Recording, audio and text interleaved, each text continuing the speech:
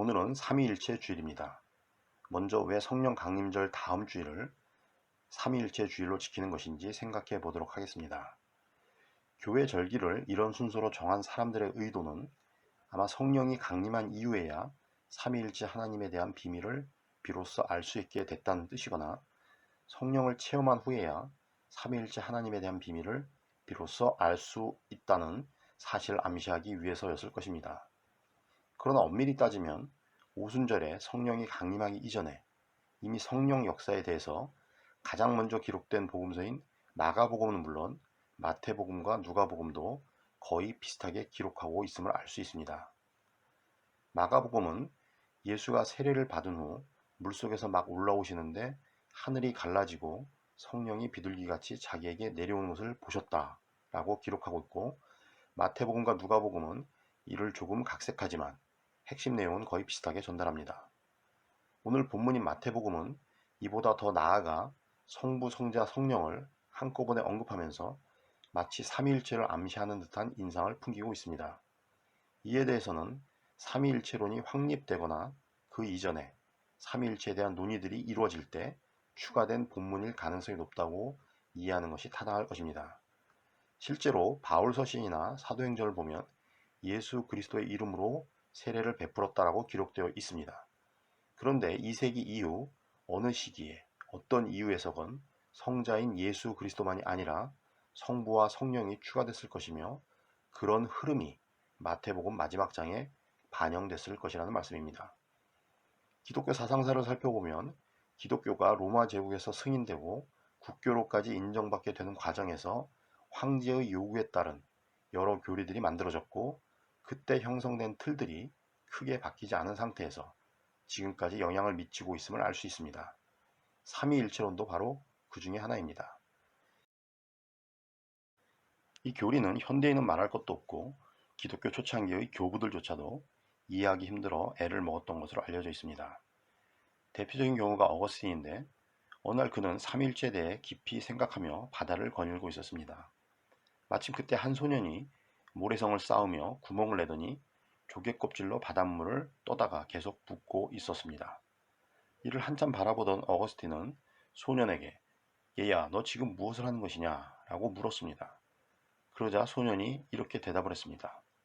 "이 바닷물을 모두 퍼서 여기에 채우려고요." 그 소년의 말을 들은 어거스틴은 자신의 고민이 그 소년의 행동처럼 부질없고 어리석은 것임을 깨닫게 되었습니다.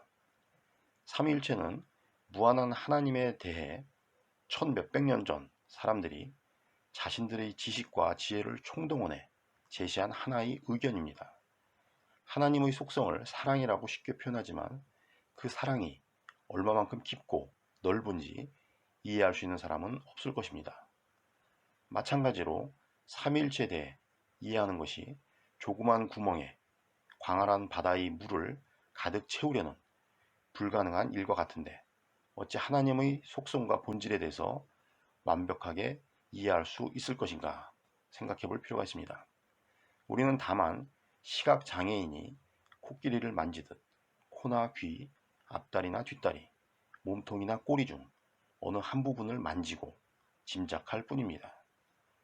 그래서 삼위일체를 쉽게 설명하려는 시도들이 생겨났는데, 대표적인 경우가 물을 예로 드는 것입니다. 물의 본래 모습은 액체이지만 얼면 딱딱한 고체가 되고 불 위에 올려놓고 열을 가하면 기체가 되는 식으로 세 가지의 다른 기능과 형태로 변화할 수가 있습니다. 또 다른 시도는 나무를 예로 들어 성부는 뿌리요, 성자는 몸통이며 성령은 가지 또는 열매라는 식으로 설명하는 것입니다. 열도 되고 빛도 되고 동력도 되는 전기를 예를 들어 설명하기도 합니다.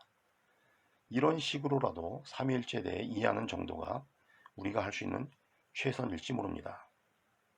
중요한 것은 삼위일체론을 이해하는 것이 아니라 이 교리가 우리의 삶과 무슨 상관이 있는지를 생각하는 일입니다. 이는 마치 하나님, 예수님, 성령이 우리의 삶과 신앙에 어떤 상관이 있는지를 묻는 것과 같습니다. 우리는 공기가 존재하지 않으면 살 수 없지만 그렇다고 매일 공기의 성분을 일일이 연구하며 살진 않습니다. 그러나 오늘 송내님 기도인도 때 언급하신 것처럼 하나님은 공기처럼 계시지 않는 듯이 계시는 존재임을 생각하면서 그 무궁하신 존재의 사랑과 은총에 힘입어 살아감을 잊지 말아야 할 것입니다. 오늘 본문은 우리가 지난 몇 주 동안 읽었던 마태복음의 마지막 부분입니다. 여기서 우리는 초대교회에서 형성되는 삼위일체론의 단서를 발견할 수 있지만 역시 그보다 중요한 것은 이 내용을 우리의 삶에 어떻게 적용할 수 있는지를 생각하는 일입니다. 배신자인 가룟유다를 제외한 11 제자가 갈릴리로 가서 부활한 예수를 만났을 때 그들은 절을 하며 경의를 표했지만 의심하는 사람들도 있었습니다. 무엇을 의심했는지 명확하지 않지만 2세기경 부활에 대한 증언을 받아들이지 않은 사람들이 존재했음을 암시한다는 생각이 듭니다. 이들은 당시 형성되어 발전하던 교회 공동체에서 경계해야 할 무리들이었지만 더욱 문제가 됐던 사람들은 바로 앞에 기록된 거짓 유포자들이었습니다. 오늘 본문의 바로 앞부분을 보면 무덤이 비었다는 경비병의 보고를 들은 대제사장들은 장로들과 함께 모여 의논한 끝에 군인들에게 돈을 많이 집어주고 예수의 제자들이 밤중에 와서 우리가 잠든 사이에 시체를 훔쳐갔다 라고 말하라고 시킵니다. 이 역시 역사적 사실이라기보다는 당시 교회 안과 밖에서 이런 식의 주장을 하는 사람들이 존재했음을 암시하는 구절입니다.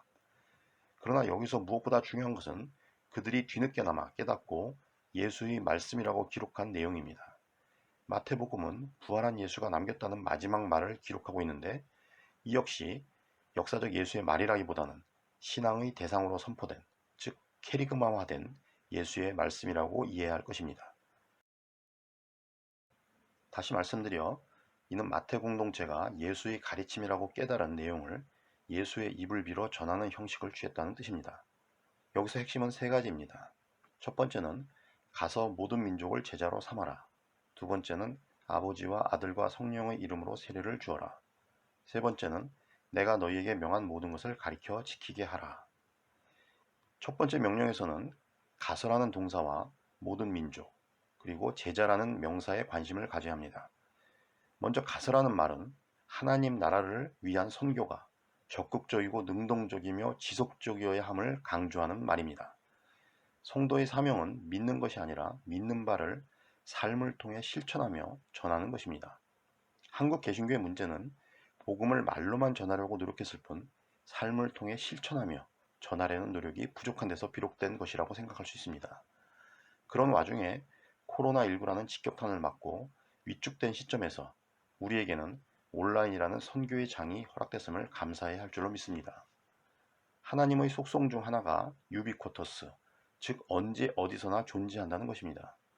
이를 신학에서는 하나님의 편재성이라고 표현해 왔는데 하나님께서 모든 공간과 장소의 제한을 초월하여 존재하신다는 의미입니다. 예루살렘 성전에만 계시는 줄 알았던 하나님을 바빌로니아 유배지에서도 만나게 되면서 경험한 것을 바로 하나님의 편재성이라고 표현합니다. 우리 시대는 이를 오프라인에서만 만나던 하나님을 온라인에서도 만나게 되면서 경험하는 중입니다. 그렇다고 이스라엘 사람들처럼 어느 한쪽만이 주어진 것이 아니라 오프라인에 온라인이 더해진 것이니 더욱 감사할 일입니다. 중요한 것은 코로나19로 인해 새롭게 주어진 온라인이라는 공간을 어떻게 활용할지에 대한 문제입니다. 혹자는 바울이 지금과 같은 상황에 처했다면 그의 선교 방향은 온라인을 적극적으로 활용하는 쪽이었을 것이라고 말하기도 합니다. 다양한 방법이 제시되고 활용되고 있지만 지금 당장 우리가 할 수 있는 일은 누누이 당부드린 대로 유튜브에 올린 설교 동영상을 주변 지인들에게 전달하고 좋아요와 구독 신청을 누르는 일입니다. 일단은 그런 일부터 시작하면서 점차 좋은 방법이 있으면 같이 실천하도록 제안하겠습니다. 모든 민족 또는 족속으로 제자를 삼아라는 말은 이제 더 이상 유대인과 이방인의 차별이 존재하지 않음을 의미합니다. 모든 민족이란 이스라엘만이 아닌 다른 모든 이방 민족들을 포함하는 말입니다. 이 말 역시 우리 시대에는 오프라인만이 아니라 온라인까지 선교 공간으로 삼으라는 요구로 받아들일 수 있습니다. 두 번째 명령에서는 아버지와 아들과 성령의 이름으로 라는 구절이 중요합니다. 이는 성경 66권 중 유일하게 삼위의 존재를 모두 열거하는 유일한 구절이기 때문에 삼위일체의 중요한 근거가 되기도 합니다. 그런데 삼위일체가 단순히 로마 제국을 효율적으로 지배하기 위한 필요해서 만들어진 교리가 아니라 하나님 나라 운동에서 자연스럽게 형성된 논리라고 생각한다면 이어지는 명령에 더 주목할 필요가 있습니다. 가라에 이어 제시되는 세례를 주라, 가르쳐 지키게 하라 라는 명령들은 모두 제자 삼으라 라는 지상명령의 보조 역할을 합니다. 이런 지상명령을 성실하고 온전하게 실천하는 사람이 예수의 참 제자이며 하나님 나라 운동에 진정으로 동참하는 사람일 것입니다. 그런데 대부분의 한국 개신교회들이 제자 만들기보다는 교인 만들기에 주력하거나 머물러 있었습니다. 그 이유는 내가 너희에게 분부한 모든 것을 가르쳐 지키게 하라 라는 세 번째 명령을 제대로 지키지 않았기 때문일 것입니다. 삼위일체나 부활, 속죄 등에 대한 교리를 가르치고 그걸 믿어야 올바른 교인이라고만 가르쳤을 뿐 예수의 가르침 속에 담긴 하나님의 사랑과 그 실천을 가르치고 지키도록 이끌지 못했다는 말씀입니다. 그런 점에서 우리는 삼위일체를 비롯한 모든 교리를 당대 사람들이 하나님을 이해하려고 노력했던 방식으로 받아들이면서 우리 시대에 하나님의 사랑을 실천하고 전하는 일에 더 주목해야 할 것입니다. 삼위일체주의를 통해서 우리는 카렌 암스트롱의 말을 다시 되새겨 볼 필요가 있습니다. 믿는다라는 말이 특정한 교리를 믿는다는 것이 아니라 약속한다 또는 참여한다는 의미라면 우리에게 중요한 것은 삼위일체 교리를 믿느냐 믿지 않느냐가 아니라 그에 참여하는 일일 것이기 때문입니다. 그것이 균형 잡힌 신앙이라고 믿습니다. 그런 점에서 우리는 가장 낮고 천한 인간으로 태어난 예수가 어떻게 하나님으로까지 고백될 수 있었는지 그 이유에 대해서 묵상하며 그런 예수의 속성과 본질이 성령을 통해 우리에게 전해지고 우리를 사로잡는 그 놀라운 섭리와 은총에 감사해야 할 것입니다. 오늘 본문은 그런 놀라운 사실을 깨달은 이들의 기록이며 새로운 출발을 알리는 신호탄입니다.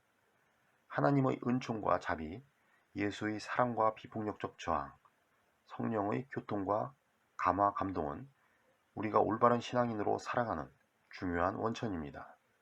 그중 우리가 일부를 선택하거나 무시하면 우리의 균형을 잃게 될 것입니다. 머리로 이해하려 노력해봐야 소용없는 일이기 때문에 그러려 노력하지 말고 우리의 삶을 통해 체험하고 참여하기 위해 노력하시기 바랍니다.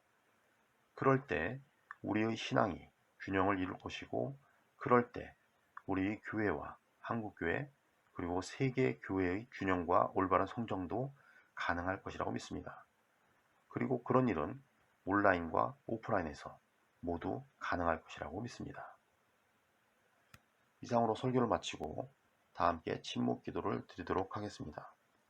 성삼위일체주의를 맞아 우리가 성부, 성자, 성령 하나님과 맺어야 할 올바른 관계가 무엇이며 온라인에서 그런 일이 어떻게 가능할지 생각하시면서 1분 동안 침묵으로 기도하시기 바랍니다.